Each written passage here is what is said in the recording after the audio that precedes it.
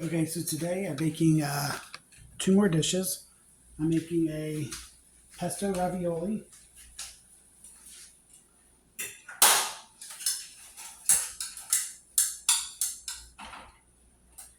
and just to kind of give you an idea of what it's like working in one of those fast-paced kitchens, um, you kind of go into it. At least I did. Um, like I worked in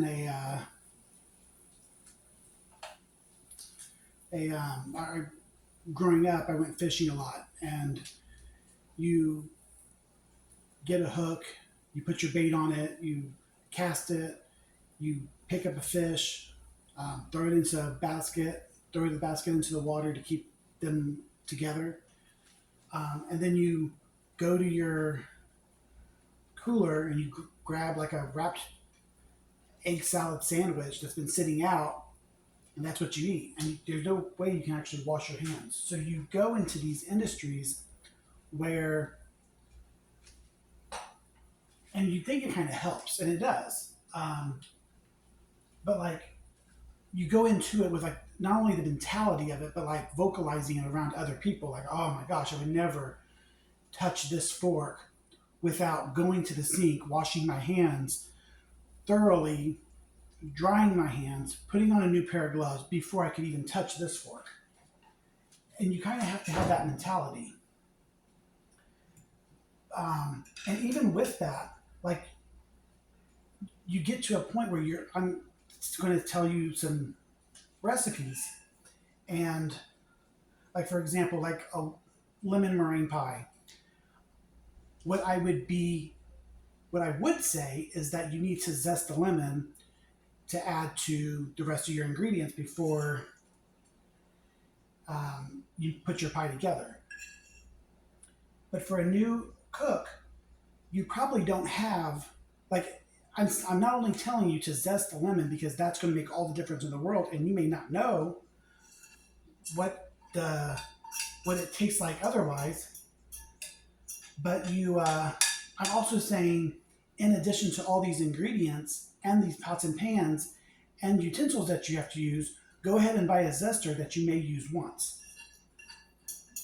An example is some of the like this pesto recipe. I made raviolis. The raviolis we would steam, um, but the pesto recipe I made with basil, parmesan, spinach leaves, and I remember they just leave out some of the key ingredients that I think that you would need to make it. So I also added cream and cheese just to give it a creamy texture. See how it tastes, because it looks just like a pesto dish. This is the way I would be happy with this if I got this at a restaurant.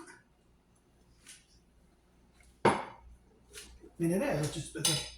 It works well. That's Parmesan, spinach, basil, lemon juice, salt, garlic, a little bit of cream, and a little bit of water. Or they'll tell you how to make um, a dish. They'll give it a different name and call it a puff. And you go to make it with the ingredients that they say, and it doesn't turn out. This right here, you can call it what you want it, but it's I would call it a butternut squash puff. If I had like a piping bag and was able to puff it up really nice, but they'll give you like the wrong ingredients. And this is just butternut squash, cream, salt, white pepper, garlic. And it's not like sometimes when you go and you purchase an ingredient and it doesn't work the next time you use it. I'm working with the same ingredients as these people.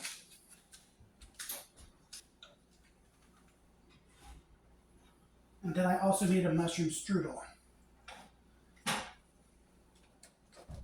you can make this in numerous ways. Like you could do a mushroom with cheese. Um, I did mine with mushroom, a beef base, cream, sour cream, salt, garlic, pepper, and again, it's just taking the hearing what they're going to say at work in those kind of industries, hearing what they say, and running back to your house and kind of throwing it together, or trying to do it on the spot and correcting yourself as you go.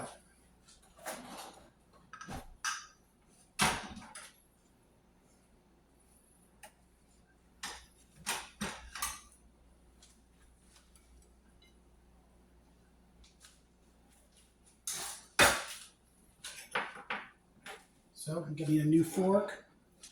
I already tasted that. This puff, I'm sure, is amazing. It adds a lot of color to it. This mushroom strudel with just pre-made pie dough.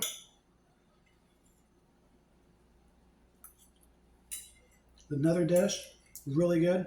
Could be a side, could be an entree. And the pesto, um, ravioli. Um, I steamed them in the kitchens that I worked at, but I cooked these right on the stovetop with the pesto sauce. All of this turned out real nice. And even tomato recipes. I remember they would give me a tomato recipe and be like, I'm making something different here, you know? Once you pay attention, and you pay attention and you go home and you make it the same way they made it, and you realize it was a bad trick. It was just a bad trick. Like the tomato sauce you made, you can make a million different, you can make a few different tomato sauces, and they're better than what this person just dragged you over and made you watch accomplish. So these are some, and I'm going to show you the recipes to the best of my abilities.